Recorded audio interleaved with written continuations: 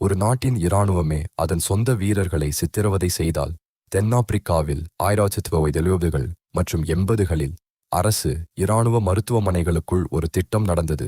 அதன் பெயர் aversion project.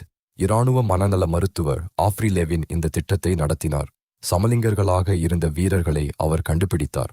சிலருக்கு வயது வெறும் 16. அவர்களுக்கு மின்சார அதிர்ச்சி சிகிச்சை கொடுக்கப்பட்டது. ரசாயன ஊசிகள் போடப்பட்டன. சிலருக்கு அவர்கள் விரும்பாத அறுவை சிகிச்சைகள் கூட செய்யப்பட்டன. அனைத்தும் அதிகாரப்பூர்வ ஆவணங்களுடன், அரசாங்கத்தின் முழு அனுமதியுடன். சுமார் 900 வீரர்கள் இந்த திட்டத்தால் பாதிக்கப்பட்டனர். இது ஒரு தனி மனிதனின் பைத்தியக்காரத்தனம் அல்ல. இது கொள்கை. இது அமைப்பு. திட்டம் முடிந்த பிறகு லெவின் கனடாவுக்கு குடிபெயர்ந்தார்.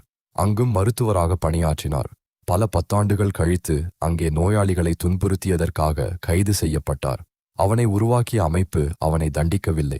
மாறாக அவனை வேறொரு நாட்டிற்கு அனுப்பியது. உண்மையான பயங்கரம் எப்போதும் தனி மனிதனிடம் இருப்பதில்லை. அது அமைப்பினுள் ஒளிந்திருக்கும்.